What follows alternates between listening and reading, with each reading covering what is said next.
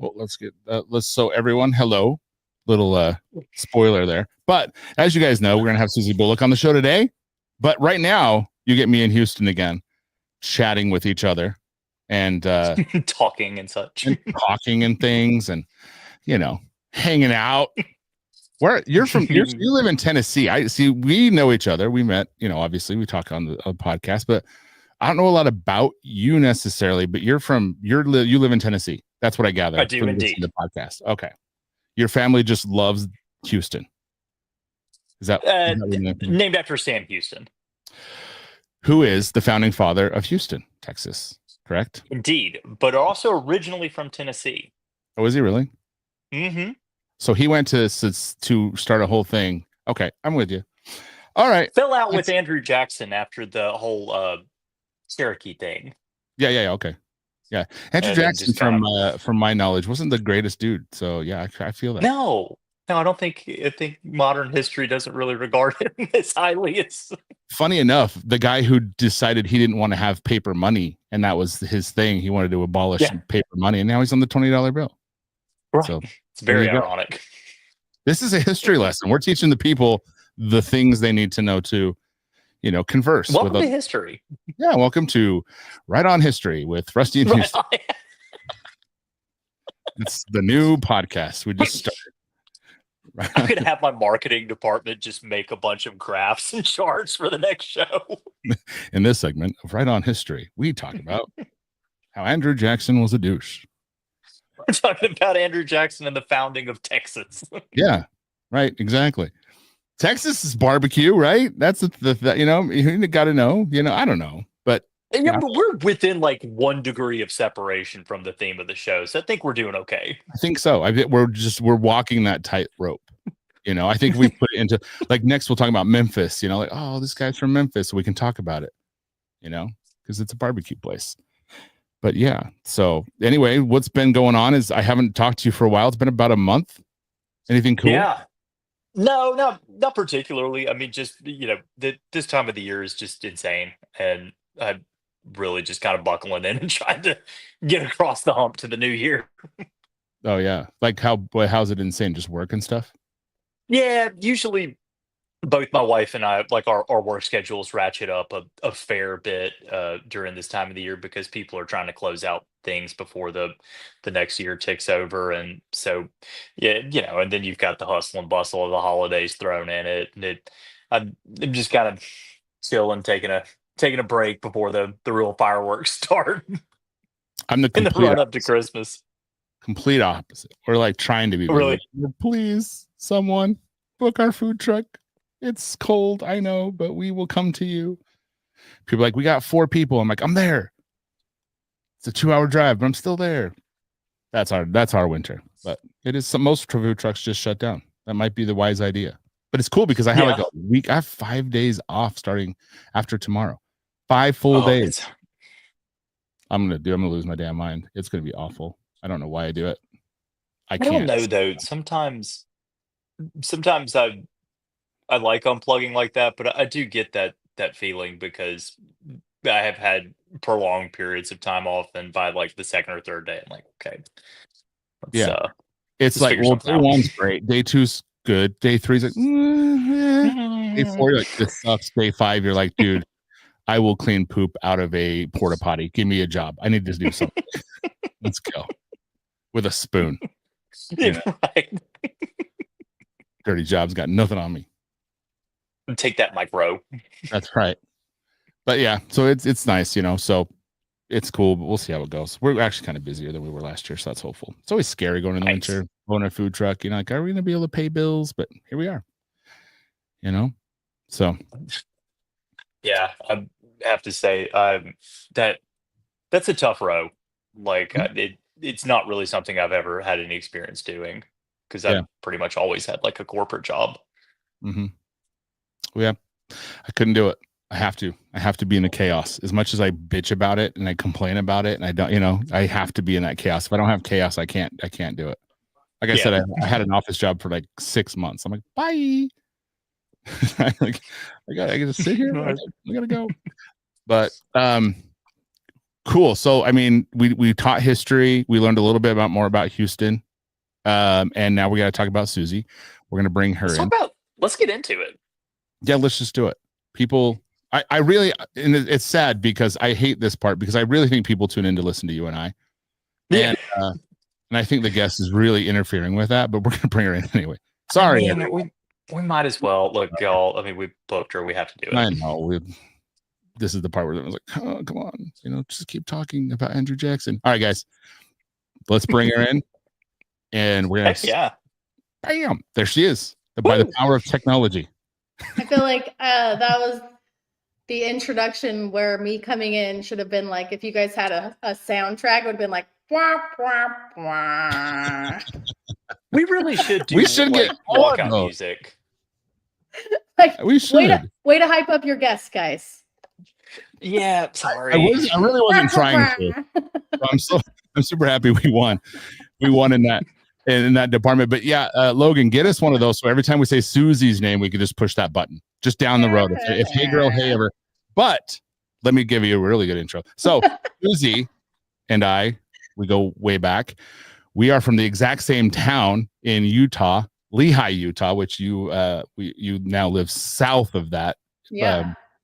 But I'm going to let you get into this, but mostly, here you started it at, working with Traeger, doing stuff, and now you're doing your own thing, and you're kind of a big deal. And so it's really cool to have you on the show. I mean, it's kind of like you're Utah's barbecue celebrity, and it's really cool every time we get to talk to you because every time I listen or do anything, I learn a lot from you.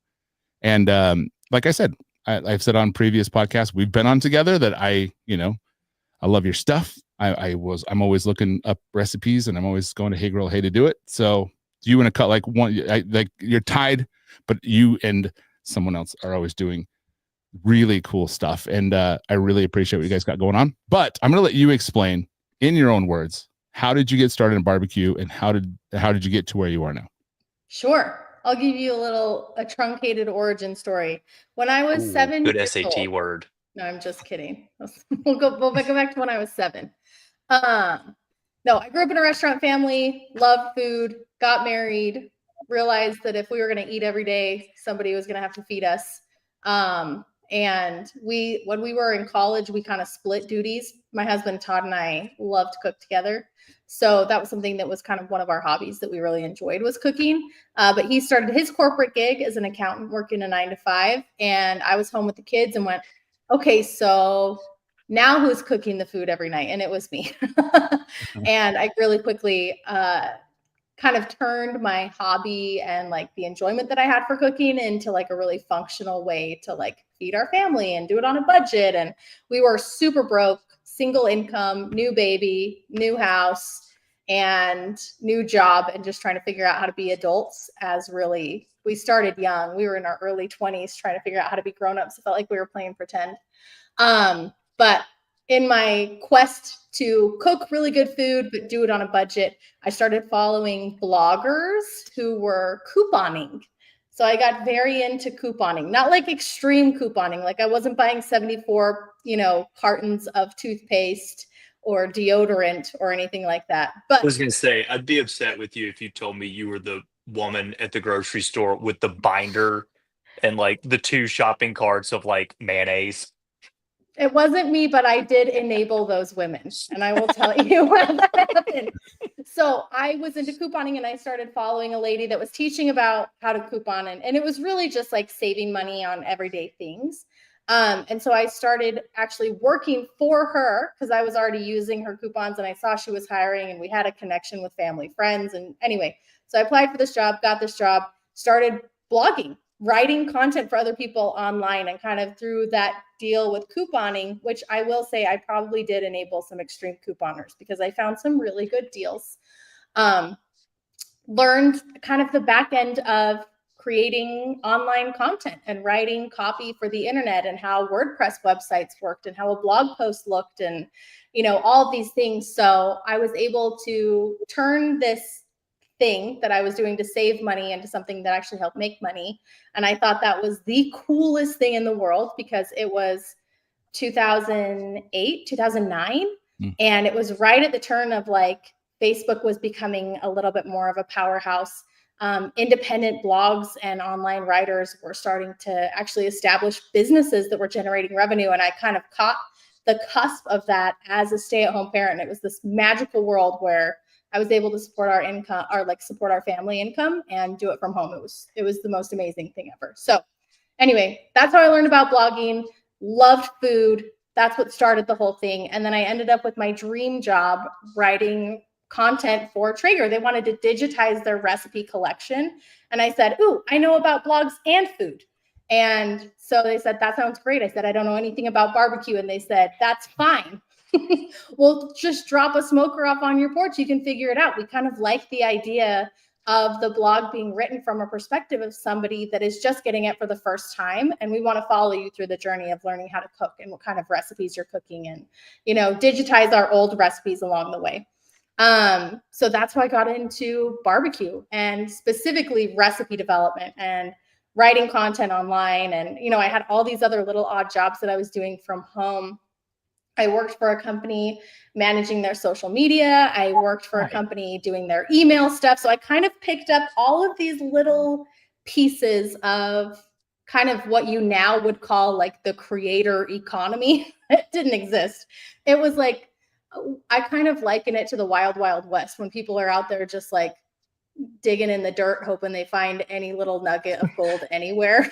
Prospecting. Yeah, I was prospecting for the new age. It was digital prospecting. And I was kind of just collecting these little nuggets of knowledge and information. And then in 2015-ish, end of 2014, early 2015, I found myself without any of these little online side hustle jobs. And my husband at the time was like, you know what? I've gotten promoted at work. He's kind of switched his job up a little bit and was like, we're in a position now where we don't really need your supplementary income to pay our bills. If you wanted to do something else, you could. If you wanted to go back to school, if you wanted to, you know, so I found myself at a crossroads and thought, well, no, I just want to cook barbecue. I just want to keep cooking barbecue. I want to keep writing recipes. Like I have found something that I really love and that I feel I have a natural like knack for. And I was absolutely in love with seeing people cook the recipes that I had written in their own backyards. Because they would go online and share their pictures like, oh my gosh, I tried this recipe from the Traeger website and it turned out so good. And nobody knew it was mine, right? Because my name wasn't on it. But they just knew that this recipe had turned out awesome. And I was like, I couldn't even explain to you, like the joy was akin to like feeding your picky kid something that they ate the whole thing, or like feeding your dad his favorite food, or like, you know what, there's just something about sharing food. And when you make the food and give it to somebody, you get that feeling. But I was getting the same feeling from somebody making the food. I didn't even have to do the making it. Like I made it one time and then other people were making it, but it was that same like reciprocal, awesome, totally gratifying feeling. And I thought, I just want to do that forever. I want to feel that forever. And I had noticed that there were not a lot of women doing a lot of public barbecue work at the time. So I decided I'm going to start my own barbecue website. I'm going to share all my best barbecue recipes and tips that I've learned, you know, working for these companies for the last several years. And I'm going to do it with my name and face attached to it this time. So it's not like ghost writing recipes. It's going to be Susie's recipes and Susie's brand. So Hey Grill Hey was born in 2015, and it's been a wild ride ever since then. I have over 700 recipes for the barbecue grilling sides on my website. We have an app with all of our recipes on it. I have a line of barbecue seasonings and sauces that have won and placed at NBBQA, and I taught Shaq how to cook a turkey. I had my own Food Network show for a minute. I've cooked with Iron Chefs, and like the craziest, dumbest, most unbelievable things have happened in the whole process of me just wanting to, you know, share recipes with people. So it's really very cool. And almost 10 years later, I still get that same freaking level of stoke. Like this week is Thanksgiving, and I know how many people are going to be cooking my recipes for Thanksgiving, and I get butterflies about it. This is my favorite week of the year. I bet. But it's like this is where I think mostly probably traffic. I mean, traffic is probably spiked a crazy amount in the holiday, right? Like for Thanksgiving. Yeah. I mean, right now, if you Google smoked turkey, I think Hey Real Hey is the top result for smoked turkey. So if anybody's looking up information, there's a good chance they're hitting us at some point. And that is just so freaking cool. Couple things. I don't know if you're doing them this year because I mean, forgive me, but my head has been in the dirt. But you last year you did those turkey kits. Are you still doing those? Yeah, they're one of our top selling items every year. Yeah, because those were freaking great. So just I think we'll have like 5,000 plus turkeys out there this Thanksgiving. Crazy. It's a lot of turkey. That's so many people. Yeah. That's so many people cooking my recipes with my products. And I can't, when I tell you it's the most unbelievable feeling, I can't even explain it to you. The closest that I can get is the feeling that you get when you put down that platter of food in front of somebody and their eyes pop and you're like, man, I freaking did that. Like, it's just so gratifying. So I'm on a little bit of like a weird high. Come to me again in a few days when I get a couple bad comments and I'll be back on planet Earth again and like ranting. But right now, but the lead up to it is all hype. Bet that I'm gonna make this grilled lobster salad at some point in the very near future. Absolutely. It is so good. So it is like the best tuna salad, best chicken salad you've ever had, but with like smoky, super tender lobster tail chopped in and mixed into it. You put it on like a buttered roll. It's a phenomenal sandwich. It looks pretty legitimate. I'm making this as soon as I get my hands on some lobsters.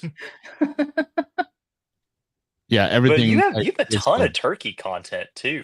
Unbelievable amount of turkey content. Yes, I think I've cooked hundreds of turkeys. Well, turkey is one of the best things on the whole entire planet to cook, and it's so underrated. It's one of the best things ever.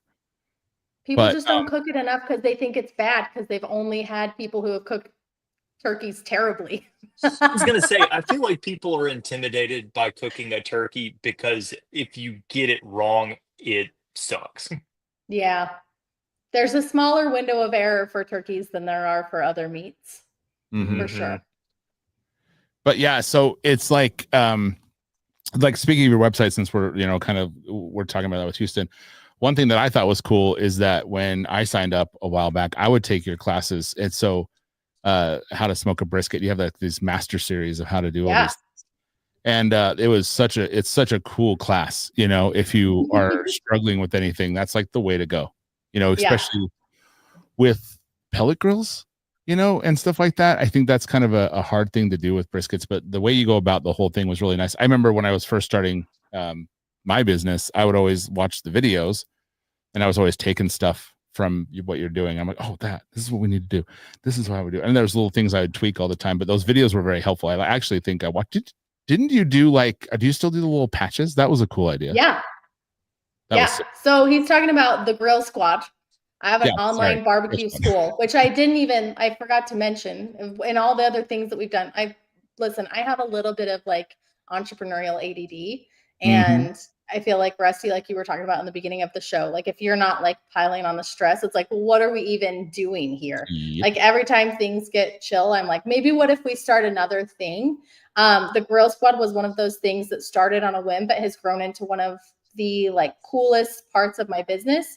But yeah, it's an online barbecue school and community. And when you join the Grill Squad, you get access to all of my Pitmaster classes. I think we have over a dozen classes now. They're all about 30 minutes long. They all come with workbooks that you can follow along. The course modules are cool. They're stop and start. And we have a Facebook community that's amazing. We do giveaways and live videos in there every month. And it is the nicest, most supportive community of barbecue people. Because you know how sometimes barbecue people can get like a little bit buttholy on like social media because they're like, my way is the only best way. Yep. We just don't have any of that because I think that there are a million ways to make good barbecue. And I think if you're not experimenting, you're probably doing it wrong. And if you think your way is the only ever best way, you probably just made the same kind of crappy barbecue for 20 years and you think it's the best. All that aside, the Grill Squad is cool. You can join.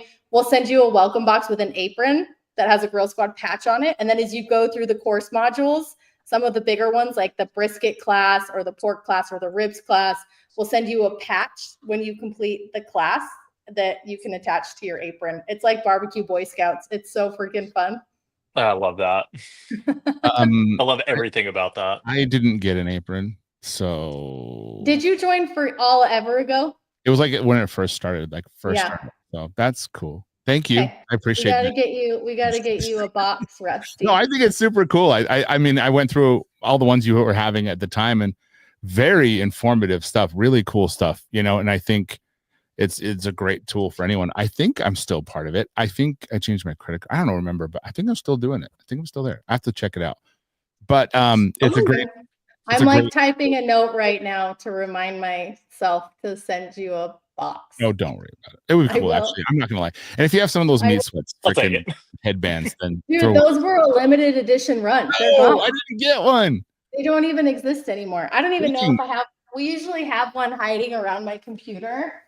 As like a memento of time gone by, but I don't see it right now. We were in where was it? It was in southern Utah. We were at a competition. It was like 120 degrees. And we had these misters on. And you came to interview me.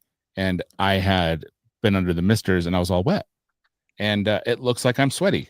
And I'm not. I want everyone to know that. It's very important that if you see me on Susie's YouTube and you see me interview, It is water. It's not perspiration. It's water. And it's so funny how that water just settled on where my sweat wings would be. And I'm just like, I completely forgot about that. You should go back and edit that and go not sweat. Just point. Not sweat. Not sweat. Some arrows. That was our last competition before we got the trailer. Thank the Lord. That was the worst. It was awful. But yeah, so like you have all sorts of stuff. I mean, you have countless amounts of rubs, sauces that are amazing. I still have some of the old sauces in the old bottles that I'm going to keep and sell later. Yeah. You know, when you guys heirlooms, you know.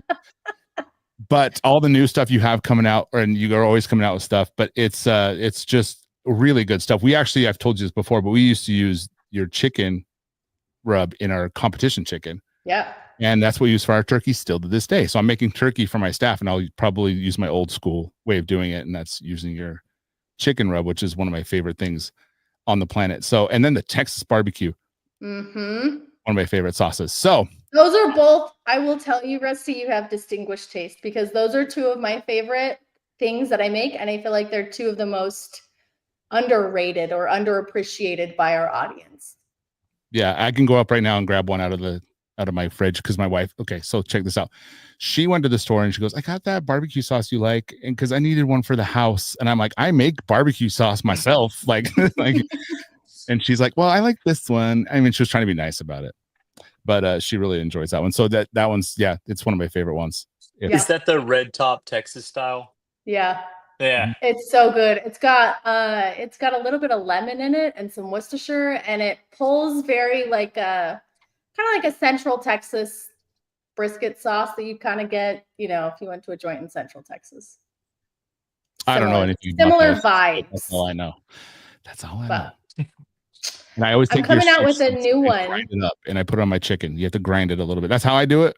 But I love putting that on the chicken, and it's the best. It's the best way, and that's all you need is literally just get the chicken, put some of the chicken stuff, grind it up a little bit, and stick it on the thighs. Oh my gosh, the best. I usually like let it sit overnight though, so I'll season it in a bag and shake it, let it sit overnight, and then I'll smoke it off. Trust me, it's really good. I trust you wholeheartedly. We got some spicy stuff coming out. We're launching a spicy sweet rub. So sweet rub's our most popular rub. And we've got a spicy version of it. It has 5 chilies and it's got ancho and chipotle. It's like a really nice, like super round, warm, which I love. And then we're coming out with a hot honey sauce. And those are both launching on Friday. Oh, nice. I know. Really? Very excited. Cool. Yeah. We're launching it in conjunction with our Black Friday sale. I was going to say Black Friday drop. Yeah. That'll be fun. I've never done a drop on like a sale weekend, but I figured, you know what? Our sauce is landing tomorrow. So I didn't think it'd make it in time from our manufacturer. We were going to wait until like Super Bowl, January, February, but it made it in time. So we're sending it out. That's cool. I got Todd to put on a shiny jacket and do some spicy, saucy content for me on the internet. Uh-oh. Whoa. I got Oh. notifications on. I got notifications turned on.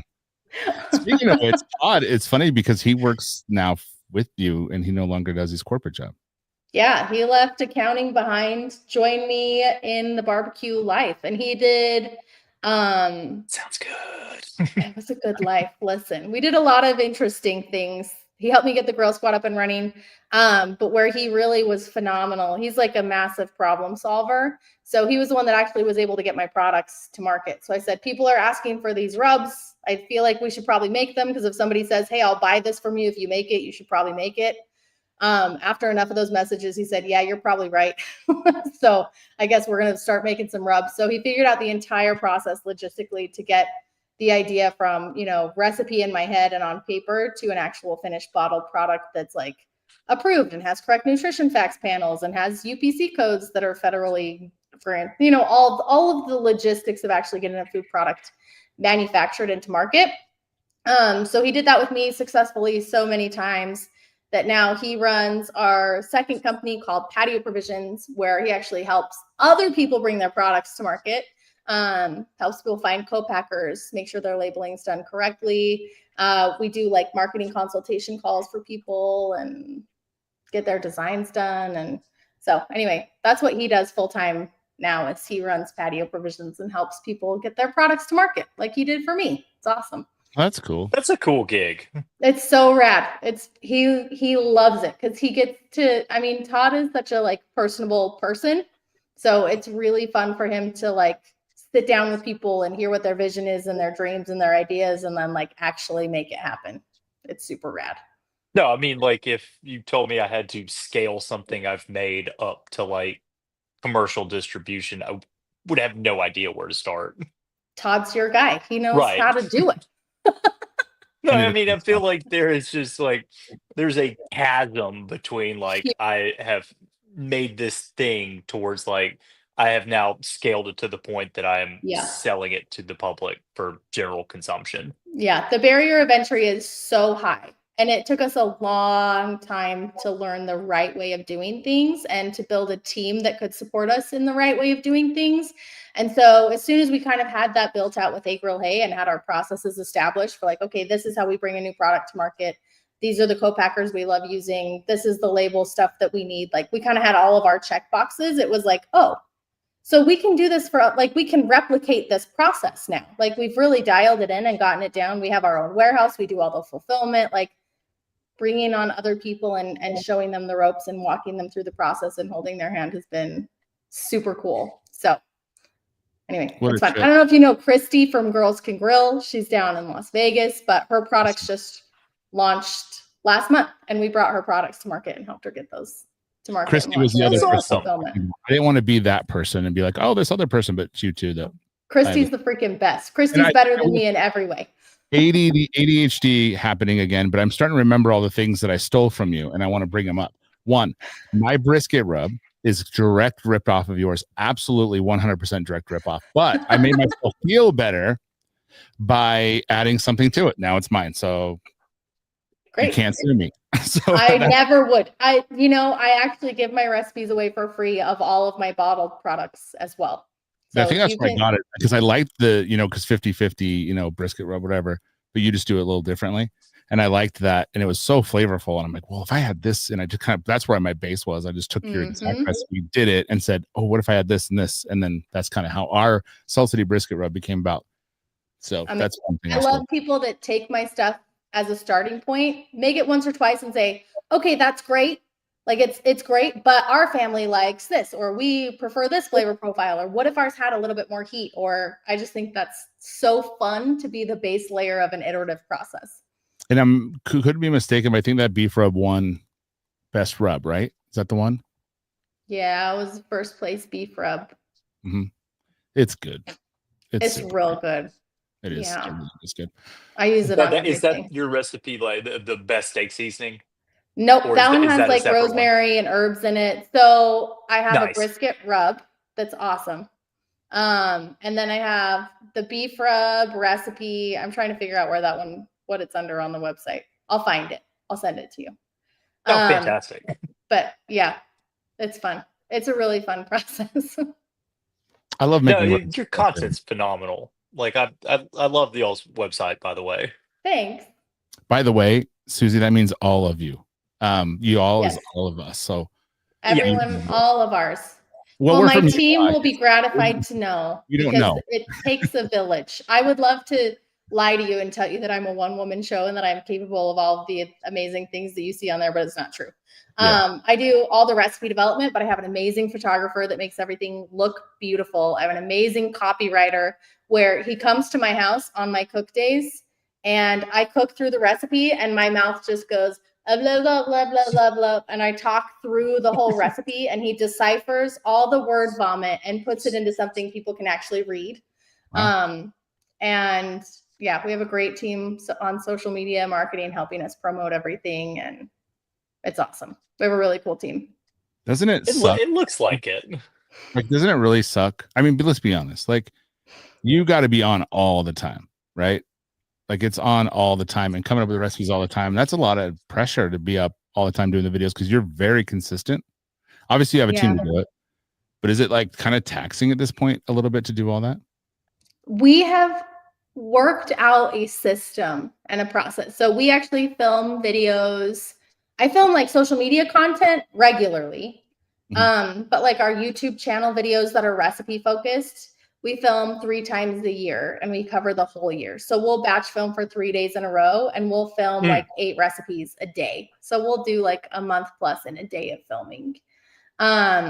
Because it's just like mentally, it's easier to do the bulk of the creative work once.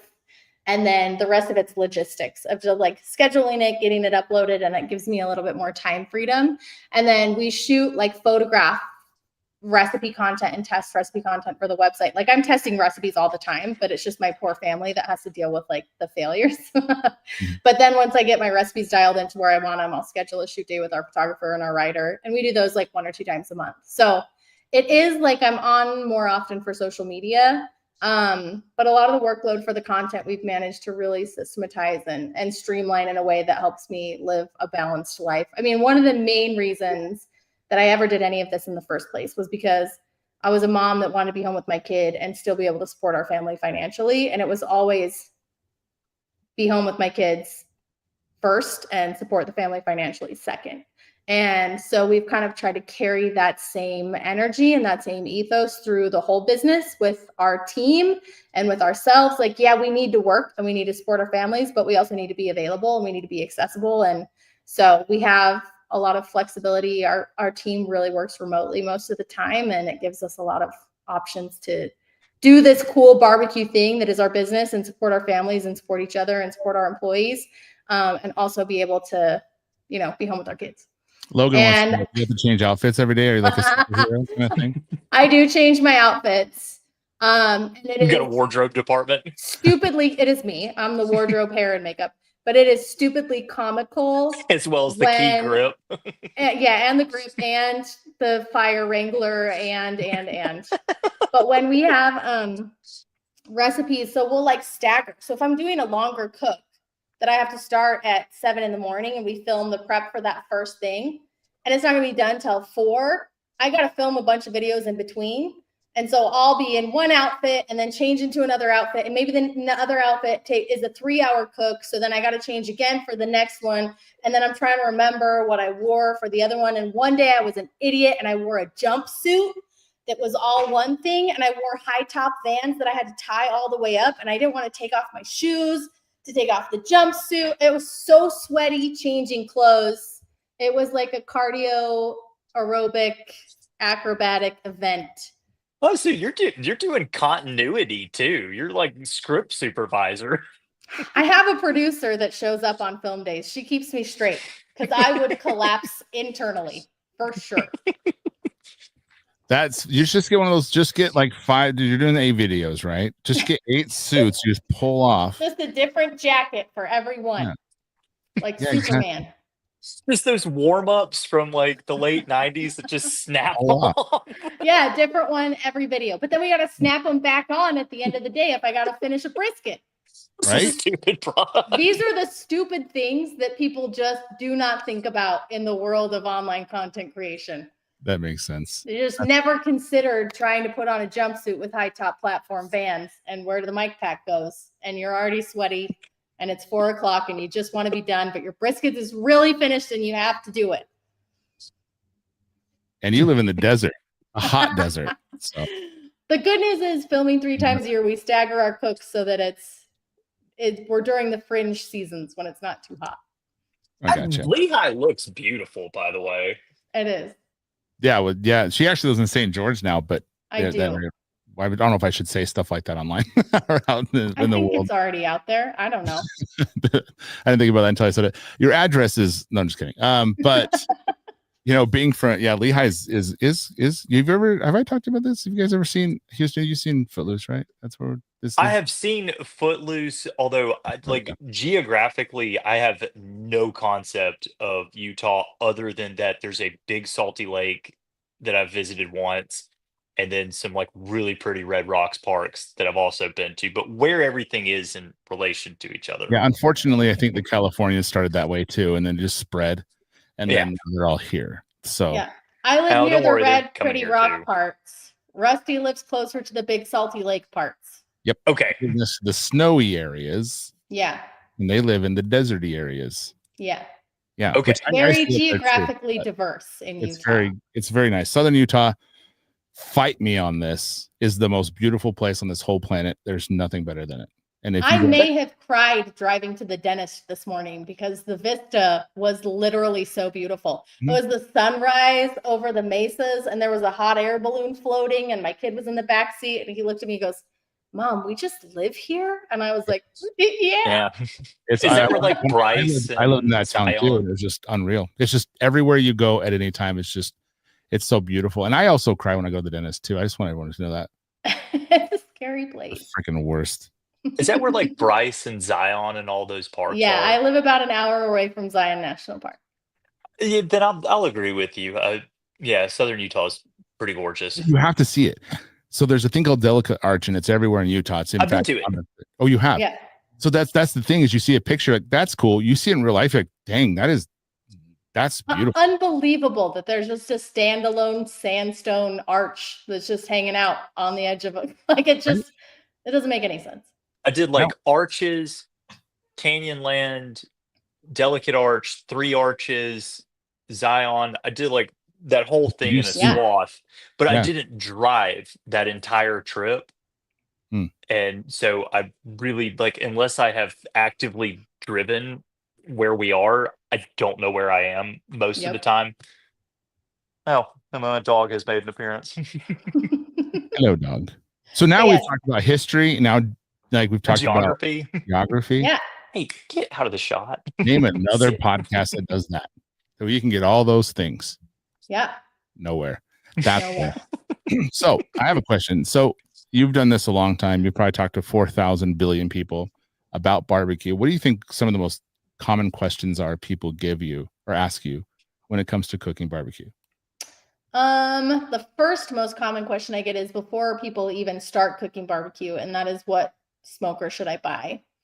A lot of people that are maybe into grilling or maybe have never even owned anything other than a gas grill, if they've owned a grill at all, are very enamored by the world of barbecue. And they see these beautiful things that people have cooked on social media or online, and they're like, I want to do that. And they have no idea where to start. And if you can take yourself back to that frame of mind, because I know we've all been there. Well, maybe not all of us, but I didn't grow up in a barbecue family. I grew up with a gas grill in the backyard. And my dad cooked on the grill pretty frequently. So it was like normal.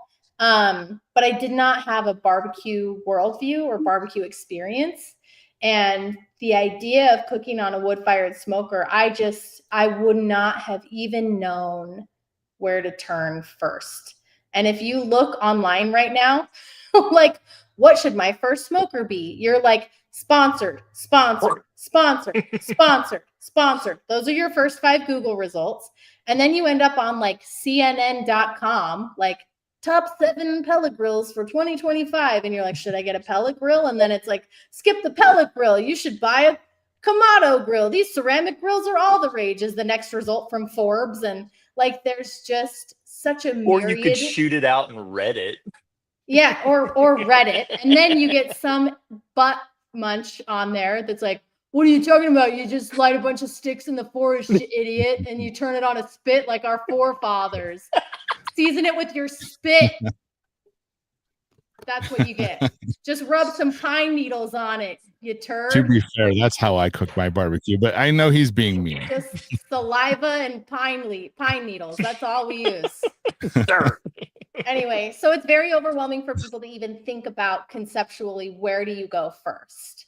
And so the idea of like pellet smoker versus Kamado grill versus do I just buy a Weber charcoal grill? Do I buy a Weber gas grill? Like there's so many options and the market is so saturated that people just navigating that first step, they just want somebody to give them some really basic advice. And so I usually start with like, well, what do you like to cook? Or how do you like to cook? Or even if you don't like to cook yet, what do you like to eat? Are you a grilled chicken and steak guy or gal? Do you feel like you'll probably want to spend some time on the weekends to, cook a pork shoulder and a brisket? Like what's your energy? So I kind of do like energy readings. Like what are you feeling? Like, what do you want? What do you want to eat? What do you want to make? And then what's my barbecue aura? Yeah, what's your barbecue aura? And then I can really dive into, what type of cooker you should be looking at. And then we can get into price range and then we can get into brand. But I feel like it's like a 5 question. I need to create like a dating profile questionnaire of like swipe to match with your perfect grill. And I feel like somebody should pay me to do that because I could be really good at it. But barbecue I have tender. successfully match made so many people with the right grill using this process. You've got some great content on your website that is kind of geared towards that. And I really like this. I mean, really elemental stuff, this is the difference in charcoals that you're going to see at a store. Here's how you even get a charcoal grill started. Like that. I think that's a great resource for anybody that's interested in getting into this, whether they want to do it as like a competitive hobby or they just want to cook this food. Yeah. And honestly, I spent several years in the early phases of my career feeling very compelled to prove myself as a competent barbecue person by doing all of the barbecue things. I went to the competitions, I did the Food Network stuff, I got the Guinness World Records, I did all the stuff just to prove how cool and good I was at barbecue, and realized it wasn't particularly gratifying to just be told, wow, yes, congratulations, you can cook barbecue. I lost my way a little bit, and then gold star. And I remembered at some point when I started at all 4, and to kind of tie it all back together, it really was that person at home cooking my recipe and having it turn out great and messaging me on social media that said, oh my gosh, this turned out so great. So when I really revisited that thought, it all came back that like, I'm not writing this for other barbecue people. I'm not creating recipes for the competition world. I'm not creating products so that people in barbecue will think I'm cool and give me awards. Like, this is for the home cook. This is for the beginner. This is for the 101. This is for people that are just starting out. Because I was that person and I absolutely fell in love with barbecue. I loved that style of cooking. I loved the way that I could feed my family. I loved all the new skills that I developed and the stuff that I learned and what it allowed me to share. And that was really where the value was in barbecue to me. That's where the emotional draw to barbecue specifically as a style of cooking was that community aspect and community element. And when I turned everything back around the last few years and made that my main focus is like that person trying to buy their first grill or trying to smoke their first pork shoulder or smoke their first brisket. Yeah, you know what? My recipes might not impress somebody who's cooked 1,000 briskets and won a tournament, or because it's not that way. But if I can hold your hand and show you make you more comfortable buying charcoal, or going to your butcher counter for the first time and asking for a cut you want because I introduced you to that cut and taught you how to ask for it and gave you the confidence, or you showed a picture to the butcher and said, this is what I want, and you walked home with exactly what you wanted before you wouldn't even talk to the butcher. Like, that's such a win for me. And knowing that those little steps are happening because somebody wasn't afraid to talk to the first timer. That's totally a win. So yeah, I do have a lot of stuff on there that's very geared towards that barbecue beginner, that 101 style of, kind of content to get your foot in the door. Because once your foot's in the door, it's like Rusty. You might start with my brisket recipe, but 3 iterations down, it's going to be your own. And I absolutely love that. I don't care. You don't have to stay on Hey Grill Hey forever. I mean, I hope you come back and visit. But if I can be your gateway into the world of barbecue, I'm so happy to be that person. It's awesome. It's such a privilege. What is your favorite grill to cook on? If you had to pick one, and I mean, you have there's a fire in your house, you can save one. And I know you have many. So which one would it be? Weber kettle. Good answer. Just the OG Weber kettle. Yeah. I mean, I would get a performer that has the auto light and the table. Sure. But honestly, yes, I can cook anything on that sucker. Mm-hmm. I cook briskets, ribs. I can cook anything on that thing. Mm-hmm. Everything, hot and fast, low and slow. It's affordable. It's going to last you for years and years and years if you clean it and put a cover on it. And if your grates get tired, you can buy new ones for $30. I mean, I just feel like it's a workhorse that lives on and endures forever and ever and ever and ever. And I just will keep going back to them and recommending them. I think they're such a good place for people to start out that want to get into the world. And then my other would be pellet grill. I'd probably recommend the Camp Chef SGX right now, that has the pull-out drawer that you can add wood chunks or charcoal, because it gives you the ease of a pellet grill, but a little bit more control in terms of your overall smoke flavors and your flavor profiles. Yeah, and it's funny because, like you talk about with these people, everything's so overwhelming. It's so interesting how big barbecue is when you first try to learn it. You're like, oh my gosh, I need to do this, and especially if you're a competition person or whatever. There's just so much to it, and as you go, it just gets smaller and smaller and smaller. And then you're like, I should probably cook this on a hole in my backyard. Like, yeah, it's so funny how small it gets eventually. And you're like, as long as you know how, you can cook on anything, really. Yeah. And it's interesting that way.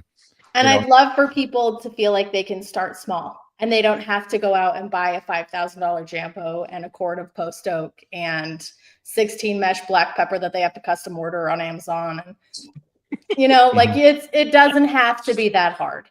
Like, there's some rabbit holes you can go down. Yeah, sure. and it's fun. If it's going to be your hobby, get weird. Get real weird with it. Listen to podcasts. Join some forums. Get on Reddit if it pleases you. Don't listen to this podcast. Listen to this one, specifically this podcast.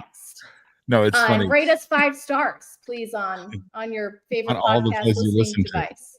On all where you get your podcasts. Don't go to Reddit. You'll quit. I gotta say, I've said this before, and I say it again because I believe it so wholeheartedly. Like, barbecue people can be so awful, and it's interesting. You know who you are. It's most of you. It's me too. It's all of us. But yeah, that's why I think it's nice to have the new people, because you could just do your thing and they want to learn from you, and they're not like barbecue people getting so well. Like, I love it when people on the food truck, when they'll post like on Facebook, like, what's the best barbecue in Utah? And they're like, my backyard. I'm like, of course it is, bro. Mine is too. Like, if I was cooking one rib, like, I could not. Yeah. I'm cooking a lot. Stay home then. It's always funny how they just have to have that. It's just, they always have, I think it's most opinionated cooking. There's no one talking, like, kind of to paraphrase on Mike Mills, there's no one talking about spaghetti this way. So that's not true. Oh, you don't think, yeah? No, as a food recipe creator, nobody is meaner than Italians about Italian food. I feel you. That makes sense. For sure. I was actually going to say the only group who I would say rivals barbecue people in the stubbornnness of their ways are Italians. I would agree with that. We went to Italy back in March and had like a sommelier as our tour guide for most of the trip, and some of his food comments, I was like, bro, you cannot call that a steak. I'm like, watch me. It's funny, but I get it in barbecue, because you do take something and make it your own. And it is an act of love and time and effort and practice and revisions. And, it's work. It's hobby, but it's work. And so when you get to something that you think is the best, you must tell everyone and defend it and fight on its behalf. I mean, I don't, but I get how people get to that point.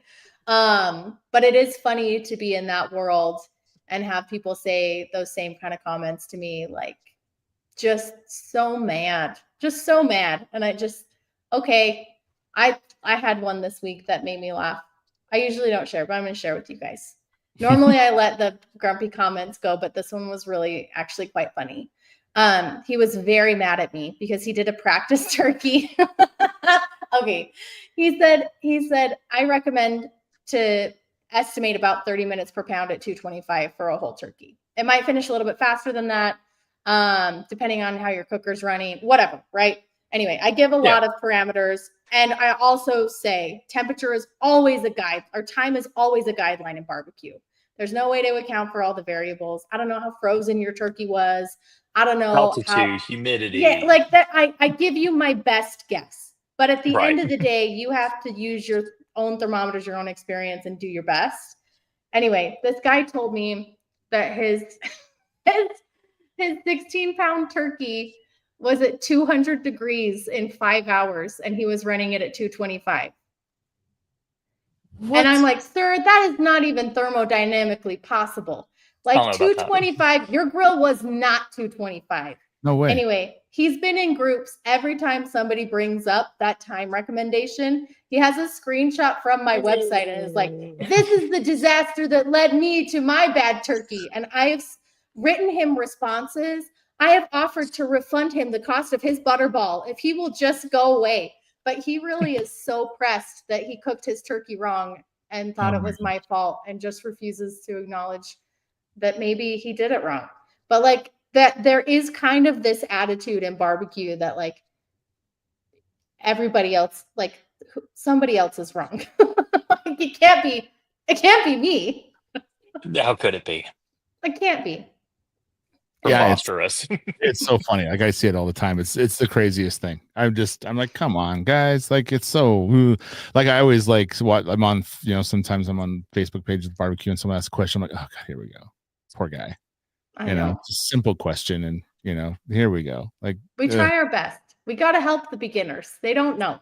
This guy probably didn't know that in the winter, if you're running a pellet smoker, it's probably not going to be running at 225 because your thermometer is close to a metal outside wall and it's going to be reading 20 to 30 degrees colder than it is. So it's going to be feeding fire to your smoker and your smoker's going to be running hotter. You don't know that if you're new. Yep. But you should be teachable. Yeah. That happens to literally everybody. I know. I mean, it's fun. We've been at plenty of comps. I'm like, why is our chicken this far in front of our program? Yeah, it happens. You adjust. It's part of the game. It's part of learning. It really is. Yeah. And it's so hard for me not to, oh my gosh. I could, what a great job would be for me would just to be paid to respond to those people. I would just love it. It would be my favorite thing. A professional barbecue troll. Absolutely. No, I mean a troll preventer, a troll accountability holder, There is troll a TikTok clapbacker. Yes, there's a TikTok account that I just discovered this week because they used one of my comments because we do not suffer fools lightly. We will tell you, hey, this is where you made a mistake so that people can learn and grow. I don't want to sugarcoat it. Like, hey, there was an error, but it's okay. Like you can recover. And the TikTok account is called You Shouldn't Be Allowed to Cook. And she just reads reviews from people that they leave on recipe creators' websites where they're like, well, I subbed this. I left this out. I didn't do this. I used cream cheese instead of cheddar. And I don't know why it turned into mush. And she reads those out loud and then goes back to the original creator's recipes and is like, okay, so you literally changed everything and it didn't turn out. And somehow we are surprised and it is the recipe creator's fault. So I have a recipe. I don't know. I feel like we've talked about these recipes. The crispy chicken wings that has the baking powder in the salt so that it crisps up. Yeah. Anyway, the lady used the wrong thing. I specifically said, don't use this. She used the wrong thing.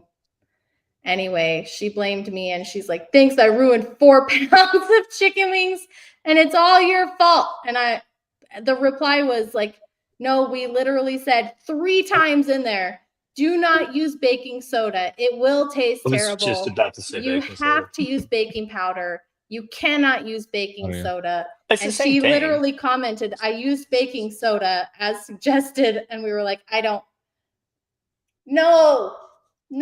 Anyway, so if you want that happens just the other day. I was like, I don't know what recipe, and it's for soup, and I was reading it, and this lady gave it like a 1 star. I'm like, oh, why is it 1 star? So I read the 1 star. Well, I did this and this and this and this, and it didn't turn out good. I'm like, of course you didn't. We would disgusting. we had this. I worked at a restaurant. It was a Swedish restaurant, and the owners were very prideful of their work. And some people would come in and they would be like, "Can we do this and this?" And man, throughout my restaurant career, it was always like, I wouldn't. people get wild, man. They're like, instead of a burger, can I just get like some dough and put some marinara sauce and some cheese and pepperoni? I'm like, you want a pizza? No, I want the burger, but I want this. I'm like, and then that was gross. I'm like, of course, because we're not a pizza restaurant, bro. like what's that? Right. That's not what we do. Like you came in and changed it all, and now you want to complain about it. That happened more often than you'd want to know. It's funny. That's a great account. I'm gonna find. So yeah, go check that out. You shouldn't be allowed to cook. She just roasts people who leave dumb comments on the internet because they cooked the wrong thing, and somehow it's the recipe creator's fault. That is funny. That's so great. That'd be nice for me to read. I think that'd be good therapy for me. It is. It was kind of therapeutic. I watched several of them in a row. I found her account because she used one of my comments, and somebody tagged me in the video. So I went and watched it, and I was like, you know what? That feels right. She's like, as you can tell, this creator was just over it.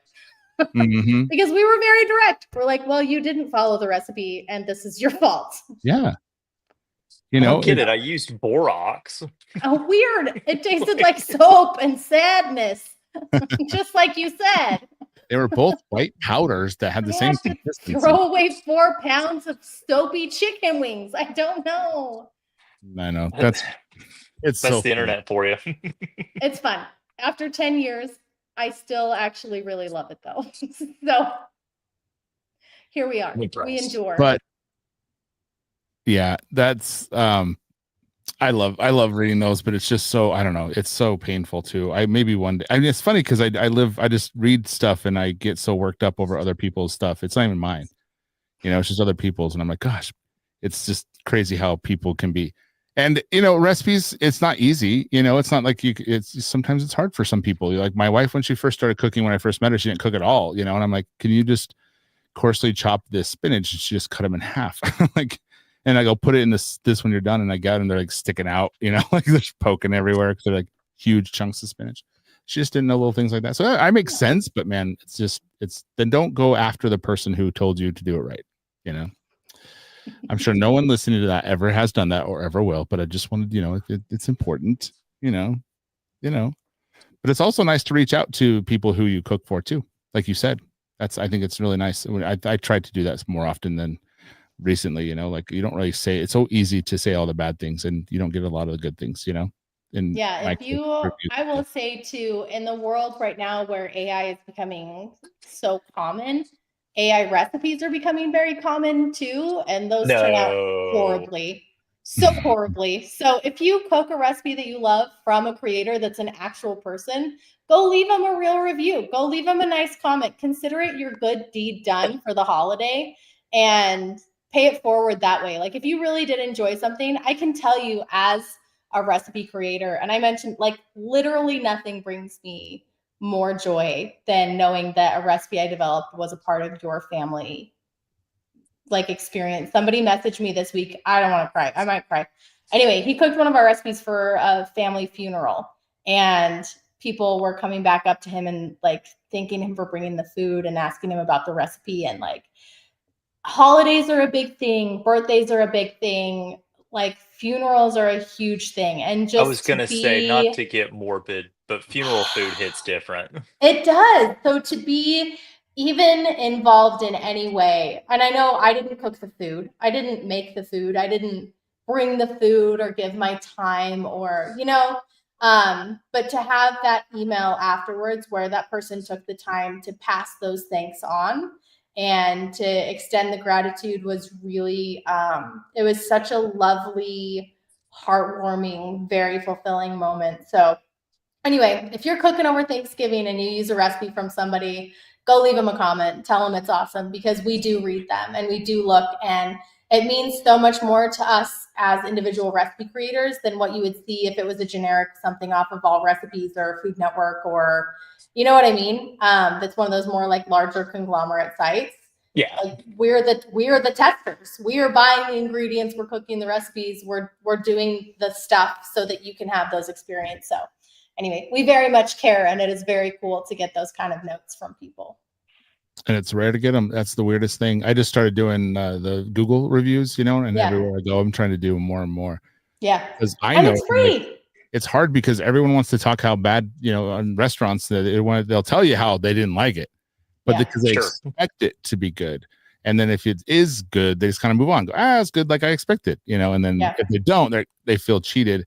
I think we just need to take some time to hook someone up, even if it's just comment on Facebook, or whatever. Maybe it really is nice. It's super, super nice. You can get desensitized to the bad stuff, but I don't think you fully can. So it's always good to know you're doing good, you're doing well, and what you're doing matters, and especially like you said with AI, man, we gotta combat that. Yeah, it's cool. It's just like anything, you know what I mean? The more you connect with the person that you're receiving that service from, the more valuable it is. Whether it's eating out of a food truck and Rusty's the one serving you, or going to a butcher and knowing that the rancher behind it is also a part of the process. And, there are a lot of these kind of small ways and small world things that we've lost a little bit.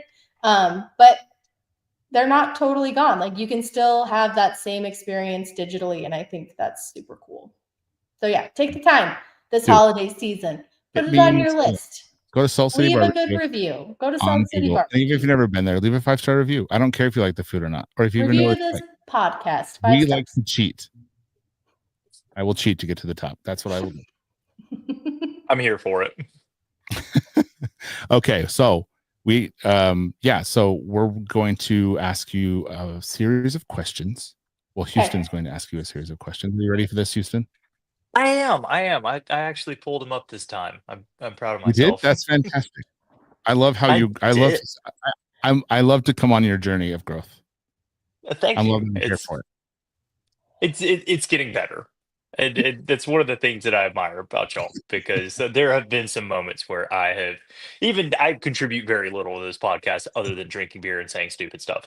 But there have been times where I'm like, man, doing this full time would just be exhausting. Right. We'll see how anybody does content creation full time. But no, Susie, this is a segment of the show that is sponsored by Brothers Cube Barbecue Supply. And so this is the Brothers Barbecue Supply lightning round. So you've already alluded to a few of them, but here we go. Favorite thing to cook at home?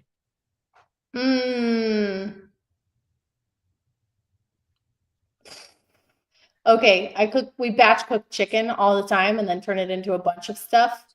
But my favorite is we'll use chicken seasoning and batch cook chicken thighs, and then we'll use the leftovers. And our favorite thing to use them for in the winter is I make a shepherd's pie with a cheddar biscuit crust on top that's like brushed with garlic butter. Damn. Yeah, so that's probably my kids' most requested comfort food meal is my chicken pot pie. Nice. Do you use the Red Lobster biscuit mix? No, we scratch make them biscuits. What? Little drop biscuits on top. You have to go look up that one on the website. I will. It's like, wait, you can make those from scratch? No lie though. I've made biscuits from scratch, right, but of course. I do love buying that Red Lobster powder. Oh, it's so good. You could do that too. I make my kids make the biscuits while I'm making the filling. It's a family effort. Is there anything other than those biscuits at Red Lobster? I don't think so. I think that's all they have. That's all they have. And apparently unlimited shrimp. I think I know the answer to this one, but beach or mountain vacation? Oh, beach, actually. What? Yeah, that's I know. You live in That's the a mountains. thing. You vacation to the beach. Just a That's comedy of fun. riches in Utah with mountains. Yeah, we're just dripping in mountains. You Just know, lousy with just mountains lousy here in with Utah. mountains. We're driving to work. Oh crap! Freaking mountain. Gotta drive around Gosh, here. dang it! If only I could get to a beach. Oh man. What is one thing that you always have with you when you're cooking? Thermometer and salt. All right, so other than the thermometer and salt.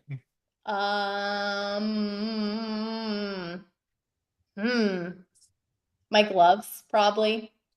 Nice. Yeah, I've got we custom designed some Pitmaster gloves. We did a pre-launch for them and we sold out of our pre-launch in 4 days and I had to take it down. So we're sending out our pre-orders when they get here early 2025 and then we'll open them up to general public sale. But they're the coolest things. They're cotton terry lined and then they're dipped in a food safe certified coating. So it's kind of the experience of like the nitrile glove over a cotton glove, but it's all in one glove and they're dipped up to your wrist and you can wash them and they're heat resistant up to 450 degrees. They're freaking awesome. Okay. Can you Holler put at me when they come back nitrile out. gloves over the top of them pretty easily? You could if you wanted to, but they're already fully rubber coated and dipped, so they're waterproof. I know. Tell that to the health department. But I was looking for someone like we do like on the truck, like pulling the meat and stuff. Yeah. But yeah, you could put it like just size up if you wanted to and get the nitrile gloves over the top of them, I guess. That's what I'm looking for. That's what I need in my life. But I do need to get them. I need to get them health department certified. I just need to get them food. Like I need to get them commercially rated. Nice. Because we have all the food safety certifications from their FDA approved material, so they're certified food safe. I just haven't done the commercial certifications, but I'll get those for you. Nice. Okay, so at an award, what's your walk-up song? My walk-up song? Like if you were getting an award, what's your walk-up song going to be? Oh my gosh. The bridge in Bohemian Rhapsody from Queen. Okay. Nice. Yeah. That's the most specific answer we've ever gotten. I know. I really had to think about it. Like nothing makes you feel more amped up. You feel like, Yeah, it's yes, 100%. It's a headbanger moment. It is. For sure. All right, and last but not least, what is one thing that you would tell yourself that the right now version of you would tell yourself when you were just getting started with this? Oh my gosh. Just hang on and enjoy the ride, man. Like I said, there was a time in the middle where I don't think I was in alignment with what I initially started doing. But it was a period of time that helped my business grow a lot. So I don't know. Man, it's been such a wild adventure to be almost 10 years into running my own business in barbecue and to be able to support the families that are on our team and to continue growing this brand. It's like, I can't even quantify the level of gratitude that I have for the kid who just started it thinking I'm pretty good at writing recipes. I would love to keep writing recipes. Barbecue is very cool. What if I did that? And then, without thinking about the end line or where it would go, just bought the website domain and landed the social media channels and said, we're doing it. I just freaking love her for her enthusiasm and her optimism. And if I could see it now, I'd do it all over again for sure. So Hell yeah. Yeah, hang on, enjoy the ride. It's not always going to be easy. It's going to be bumpy. There's going to be parts that you feel like a failure and parts that you feel like you've messed up and you're a terrible person. And you I don't know. It's not all sunshine and rainbows, but I mean, it's really been a gift. I've grown as a person. I'm not the person I was when I started this 10 years ago. I've grown into a business owner and a CEO, and I've had to make really hard decisions. And, I've learned how to manage people and skills that skills that I never would have had or would have thought to have. And my kids, I mean, I started this when my youngest was 1 and my daughter was 6 and my middle child was 4. Like, to have them grow up in this life with, they don't remember a time before dad didn't work from home with mom. And this is, in my mind, this is like the modern version of a mom and pop shop of the American dream, because we were able to do it digitally and virtually, which is pretty unique. But like that Americana concept and value system and feeling of like, work hard, show up for yourself, show up for your family, and things turn out okay. For them to grow up with that example in their lives has been so cool. So cool. I wouldn't trade it for anything. That's awesome. It really is. I always say it's the coolest job I ever made up for myself. I got to get on that train. Hope Is that all the questions? Did you get them all like through? sleeping. That's it, man. That's all that we generally ask. In that case, we're gonna we're gonna get off here then. But I've said this to you before, but it's important that everyone understands like who Susie is. She's a huge help for the community here in Utah, the barbecue community, and helping people and when they need it, and open. And although as a business owner now, I couldn't imagine how busy she was, but like when I first started out, I was, learning my skills in the restaurant pitmastering. She came into the restaurant, tried the food, went home, gave me a big review about it. She was very helpful with everything. She's always been very supportive for anyone in this community that's needed her help. And there's been no hesitation. And if you're from Utah and you're in the barbecue world, like Susie Bulloch is like, a goddess. So, and it's because of all the stuff that you've done for everyone in this community.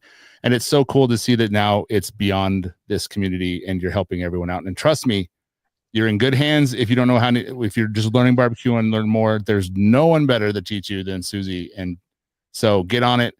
Head over to heygrillhey.com and check it out and get on those things, because it's a cool community. It's a very nice community. We've talked a lot of crap about barbecue people. They're not in that, like you've mentioned before. And you're very helpful to us as a community in Utah, and we appreciate you. And we're so happy that you have been so successful in what you've done. So thank you so much for hanging out and doing what you've done for everyone. So It. Hey, Susie, why don't you tell everybody where they can find you? Oh, sure. Yeah. Website is heygrillhey.com. That's where you find all the recipes, our product reviews, any of our rubs, sauces, seasonings. We have an email list that goes out every week called the Barbecue Beat, and it's a roundup of kind of like best recipes, products, cool stuff like that we love in the barbecue space. And then if you want to take like the barbecue classes that we were talking about earlier, check out thegrillsquad.com, and social media, we're Hey Grill Hey everywhere. We put out videos every week on YouTube. We're on Instagram and TikTok and all the socially places. The U-Talks. Socially places. That's a word. Yeah. Okay. Means. Well, thanks again. And if you guys, you can see Susie all over the place. She's been on TV. She's pretty, well famous now. So go check it out. And then, we'll talk to you soon. I'm sure down the road, we'll probably have you back on or all whatever, but we'll see you. It's nice talking to you as usual. You too. See Happy you guys. Thanksgiving. You too. Yeah. Good luck with all that. Good luck with the turkeys. Yeah, thank you. All right. So that was Susie Bulloch. It's always good. I've awesome. her several times on different podcasts and things like that. And like I said, she's such a great resource to everyone. And I mean it. It's like she's been such a big part of what we're doing here in Utah and what we've done. And I didn't say this on here. I'm sure she can hear me still, but I had a turkey and it was dry, and she's like, the turkey was dry. I know turkey can be a bear. And ever since that day, one day I'm going to give her the turkey because I said, one day Susie's going to come in and have my turkey, and it's going to be the best she's ever had. Because I'm like, I'm going to get that right. So it's very motivating. I'm going to drill it. I'm going to drill it. I cheated though, but it was just phosphate turkeys now. So it's not really fair, but still I like to cheat. Like I said, to get to the top. I don't care. The top's the top. Whether you cheat it or not. If you're not cheating, you're cheating yourself. I agree. If anything can be learned from this podcast right now, Houston, I think that would be it. You're just failing yourself, You're cheating So- yourself if you're not cheating. Exactly. Well, we did it. Another month We down. did it. Well, this is every week, but Houston and I get a hanging childhood just once a month. So hopefully I'll see you next month. Hey, if doors it works open. out. And then yeah, man, take it easy and have a good Thanksgiving, everybody. Hey, y'all too. Bye.